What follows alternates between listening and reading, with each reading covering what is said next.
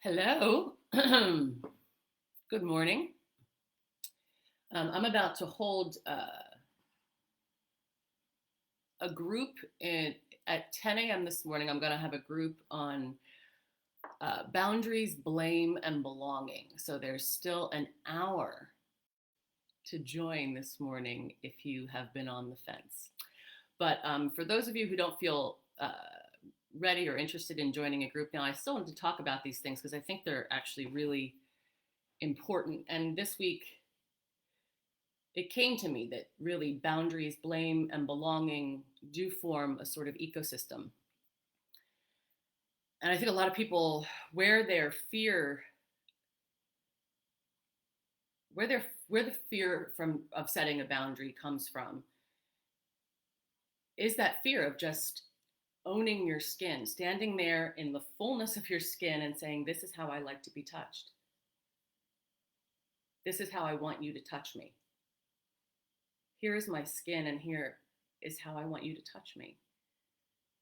That's an incredibly vulnerable thing to do. And I think that people get this idea around boundaries that brings up all of this. Oh, hang on, I need to close other things. People have this idea about boundaries that it's confrontational to set them, and I think that confrontational and sort of aggressive and like I want you to do this, not this. It's like, no, boundaries are not for controlling anyone else's behavior. It's not up to you how someone else behaves. It's none of your business. The only thing that's your business is communicating clearly and vulnerably how you want to be touched, what you're available for and what you're not. Now, a lot of people who have a hard time setting boundaries, it's because they don't inherently feel a sense of belonging. But if you're never standing there in the fullness of your skin, in that big, beautiful, permeable membrane, being willing to be permeated, being willing to step into the ecology of interpenetration, feeling like you belong to the tree across out the window as much as you belong to other people in relationship and with other people in relationship.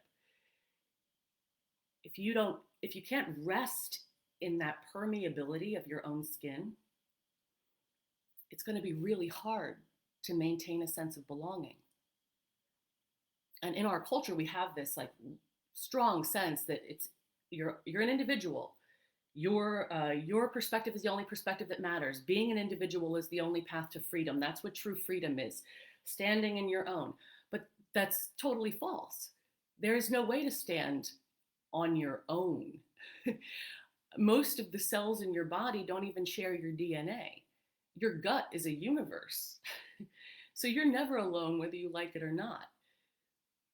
But by separating us from each other, just like I see so much of now, this idea that this person is false, what this person believes is true, so I'm with these people and against these people.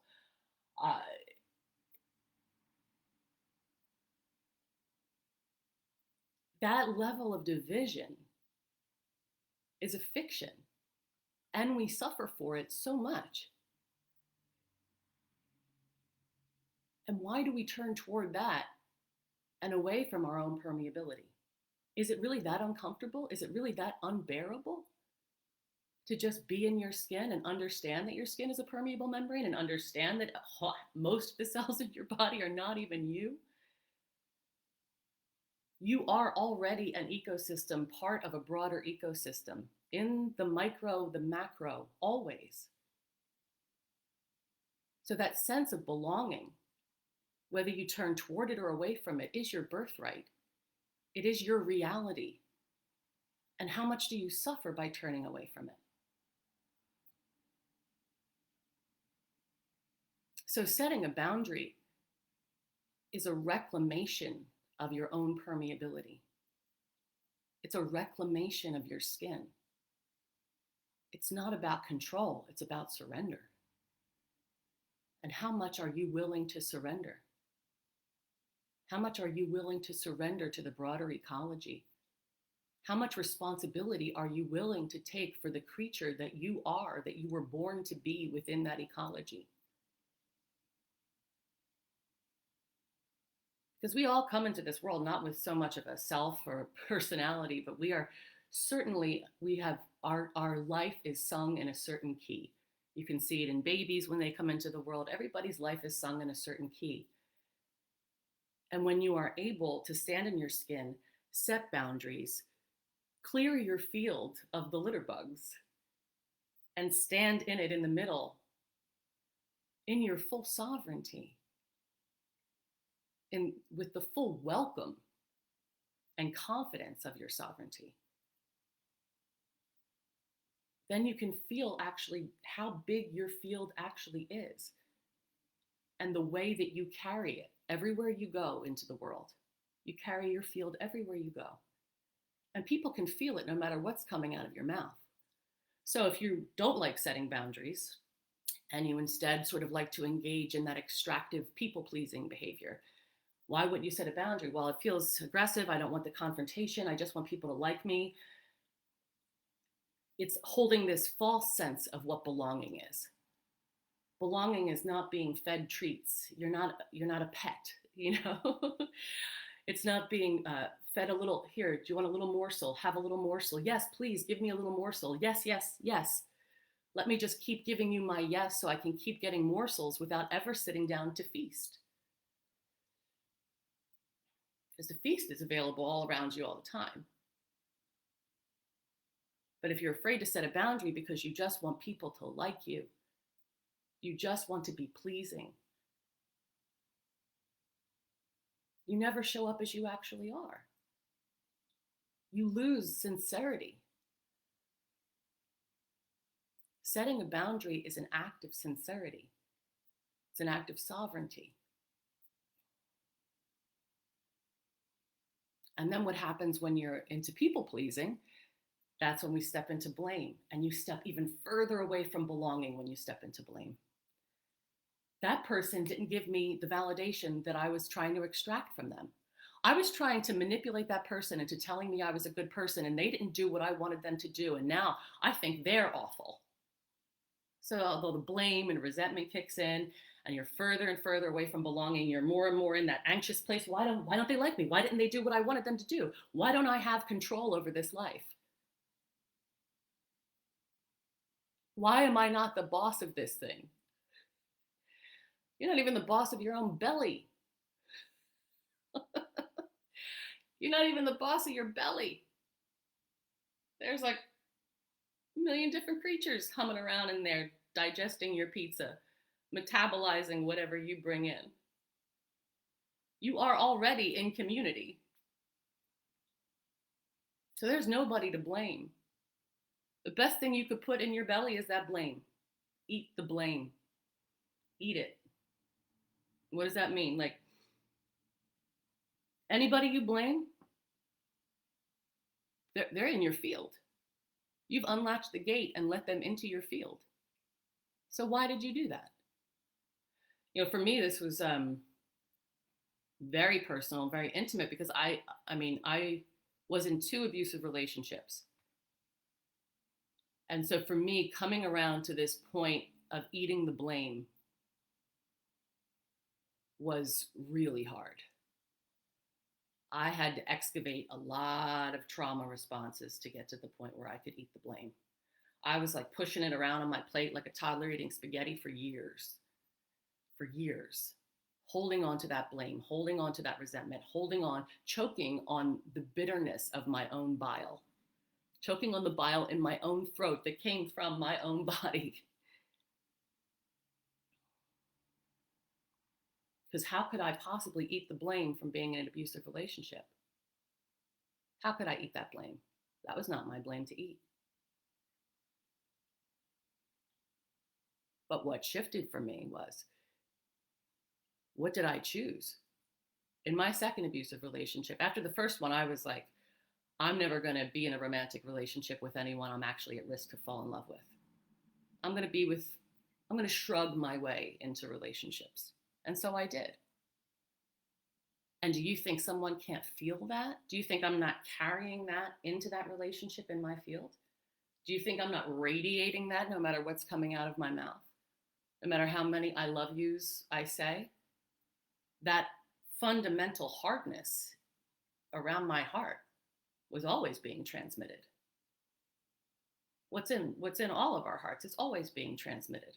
Doesn't matter what's popping out of our face holes. So I had to eventually take responsibility for that blame I was putting out on someone that I never had any intention to love. And no wonder that brought rage. No wonder that brought contempt. Trying to get blood from a stone often will. And do I take responsibility for his behavior? No. No. But eating the blame freed me. Eating the blame freed me because I was able to metabolize the whole system of that response. I almost broke my teeth on that hard blame. It was like an everlasting jawbreaker, breaking my teeth on it. An everlasting bitter, bitter jawbreaker. But as that ran through my system and I could hold what nourished, I could hold my capacity to eat that blame and shit out the rest, things shifted in me. I turned poison into medicine by taking it all the way in. All the way in. Who do I blame? I don't blame anyone anymore. There's no one to blame. My belief is that we're all doing the best we can with what's in front of us. Be that about vaccines or COVID or economics, whatever. We're all doing the best we can with what we have. But the more we want to step away from belonging, because that perspective is one of inherent belonging. And the further I step away from that, the more suffering I bring to myself and others. If I step out of that perspective of belonging, now all of a sudden I'm a feral animal in a cage, swinging my sword, fighting for my own survival, instead of allowing myself to be held. Instead of standing in my skin and saying, this is how I want to be touched. This is how you touch me. This feels good and this doesn't. And just be witnessed in saying, this feels good and this doesn't. So coming out of 2 abusive relationships, I've now been in a relationship for 7 months with someone that I do love. And that process of coming back to trust that I thought I had restored myself to until I was really put to the test. Learning that trust in belonging begets more belonging. Trust in belonging allows me to be seen. It helps me to be with a trauma response when it comes up. Because my go-to trauma response is freeze. So once I am in that freeze and I can feel my entire system clench, if I can stay with that response, if it's a trauma response, it will eventually move through my system the more I welcome it and open to it and be like, okay, is this really what's happening now? Is this truly what is happening right now? Or is this an energetic relic of the past? If it's an energetic relic of the past and an old habitual trauma response, it will move through my system. If it's the truth of this moment, it will persist. But can I bear the discomfort of staying with that? Instead of blaming my boyfriend, instead of blaming him for an old response, instead of enlisting him into an old story and giving him a ticket to come on my ride, can I be responsible enough and hold myself with enough maturity to say, I don't know what's running through me right now, but can you witness me? Can you please just witness me? And that's me holding a boundary with my own thoughts, with my own reactions. And that's the hardest kind of boundary to hold. It's so hard to stay on your square when you're flailing. But man, there is freedom in it. There is so much freedom in it. And there's so much love in it.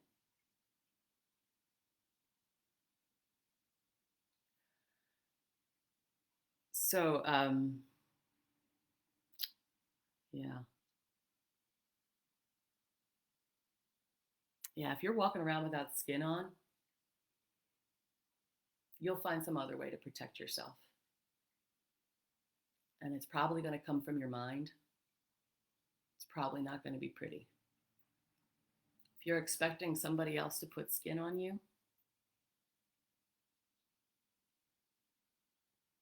that's not love.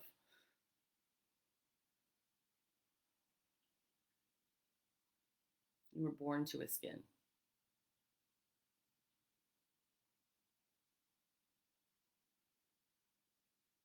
Where you begin and end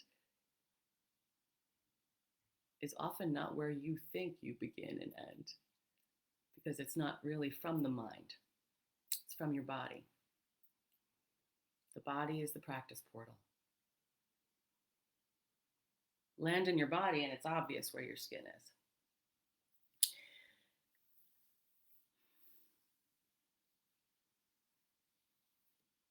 Yeah. If I trust myself in my skill to hold a boundary, I trust life itself. If I trust myself to be vulnerable that way, life holds me. Which might sound magical and a little bit woo, but I invite you to try it. The way you receive is the way you will be received. The way you receive is the way you will be received. So if you're coming from that place of like, I don't belong, I've never belonged, and you carry all that wounding, of course you're going to be swinging your sword or being like, please, please tell me who I am. Let me throw the parts of myself that I can't love. Let me throw them at you like a ragged hot potato. You hold them. I can't hold them. I don't have the skill to hold them. I don't have the skill to hold that. I don't love that part of myself. That's for you to love. I can't do it. There's no trust in that. You don't trust yourself. So how are you going to trust somebody else? You're going to be holding it, noshing on that hot potato, and you'll be like, how do you even like that? That's disgusting. Get a fork. So anyway, this is what I'm working on with people today: boundaries, blame, and belonging, and how they interact. So that starts at 10 a.m. this morning in like a little over an hour. So DM me if you want to come and join that. And I'm starting a new 6-week group on September 30th, which I'm really looking forward to. Maybe you're ready to join for that. Maybe not. I'll be on here doing my thing anyway. You do what works for you. Mwah. Have a beautiful weekend.